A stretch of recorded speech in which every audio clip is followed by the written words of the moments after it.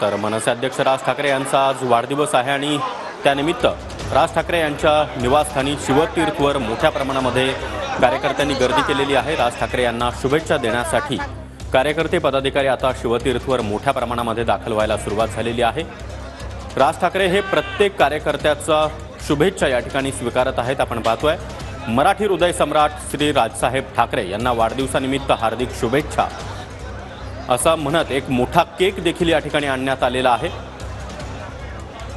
आणि हा केक आता राज ठाकरे कापणार आहेत। मात्र राज ठाकरे हे शिवतीर्थवर बाहेर येत सर्वच कार्यकर्त्यांच्या आणि पदाधिकाऱ्यांच्या शुभेच्छा स्वीकारताना आणि त्यांना हात जोडून अभिवादन करताना आपल्याला या ठिकाणी पाहायला मिळतात।